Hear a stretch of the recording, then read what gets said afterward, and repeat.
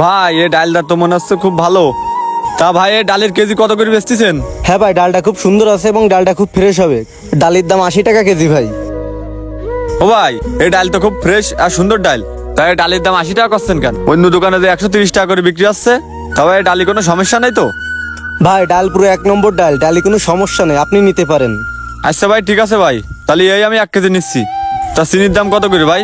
চিনির দাম তো 90 টাকা করে কেজি। মানে চিনির দাম 90 টাকা কেজি? মানে চিনিতে কি কোনো সমস্যা আছে নাকি? ভাই চিনিতে কোনো সমস্যা নেই, চিনি 1 নম্বর চিনি। তাহলে আপনি 90 টাকা করে কেজি কি করে বিক্রি করতেছেন? অন্য দোকানে তো 130 টাকা 40 টাকা কেজি বেচতেছে। ভাই মালিক আমাদের এই দামে বেচতে বলছে তাই বেচতেছি। আপনার যদি ভালো লাগে তাহলে আপনি নেন, না হলে চলে যান।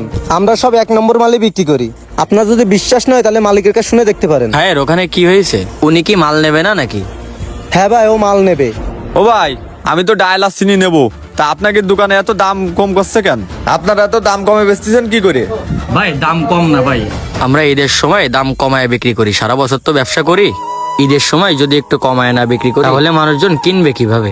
ভাই আমার দোকানে গরিব মানুষ ও মধ্যবিত্ত মানুষের কথা চিন্তা করে ঈদের আগে সব মালের দাম কমিয়ে দিই, যাতে ঈদের আগে সবাই কম দামে জিনিসপত্র কিনতে পারে। ভাই আপনাদের এই উদ্যোগটা আমার খুবই ভালো লেগেছে। ঈদ আসলেই কিন্তু দোকানদার ব্যবসায়ীরা জিনিসপত্রের দাম বাড়িয়ে দেয়, কিন্তু আপনি দাম না বাড়িয়ে আরো দাম কমিয়ে দিয়েছেন। ভাই আমাদের মাল ভালো মাল, 1 নম্বর মাল, আপনি নিলে নিতে পারেন। ভাই তাহলে আপনাকে ডাল আর চিনি দিব? হ্যাঁ ভাই, ঠিক আছে, আমার 1 কেজি চিনি আর 1 কেজি ডাল দেন। আচ্ছা ঠিক আছে ভাই, দিচ্ছি।